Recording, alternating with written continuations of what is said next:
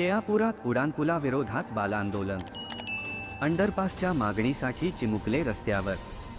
पांढरकवडा तालुका येथील केआपूर येथे सुरू असलेल्या उड्डाणपुलाच्या बांधकामामुळे गावातील शाळकरी मुलांची सुरक्षितता धोक्यात आली आहे. उड्डाणपूल गावाच्या बाहेरील भागात उभारला जात असल्याने विद्यार्थ्यांना थेट रस्ता ओलांडून शाळेत जाता येत नाही. त्यामुळे मुलांना दररोज सुमारे 200 मीटरचा अतिरिक्त फेरा मारावा लागत असून ही परिस्थिती अत्यंत धोकादायक ठरत आहे.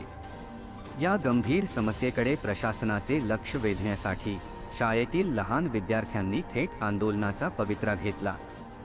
गावातून फेरी काढत त्यांनी उड्डाणपुलाच्या कामाजवळ जोरदार निदर्शने केली. आम्हाला सुरक्षित अंडरपास द्या, अन्यथा हा उड्डाणपूल नकोच, अशी ठाम आणि एकमुखी मागणी चिमुकल्या आंदोलकांनी केली. अंडरपासची सुविधा उपलब्ध झाल्यास केवळ शाळकरी मुलेच नव्हे तर संपूर्ण गावातील नागरिकांसाठी ये-जा अधिक सोपी व सुरक्षित होईल, असे ग्रामस्थांचे मत आहे. मात्र वारंवार पाठपुरावा करूनही प्रशासनाकडून अद्याप कोणतीही ठोस कारवाई करण्यात आलेली नसल्याने ग्रामस्थांमध्ये तीव्र संताप व्यक्त होत आहे.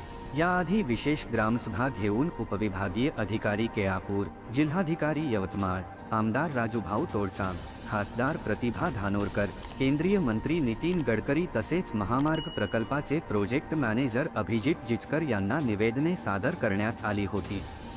प्रत्यक्ष भेटी घेऊनही मागणीला प्रतिसाद मिळाल्याने अखेर चिमुकल्यांना आंदोलन करावे लागले, अशी प्रतिक्रिया ग्रामस्थांनी दिली. प्रशासनाने तातडीने अंडरपास बाबत सकारात्मक निर्णय घेतल्यास आंदोलन अधिक तीव्र करण्याचा इशाराही यावेळी देण्यात आला.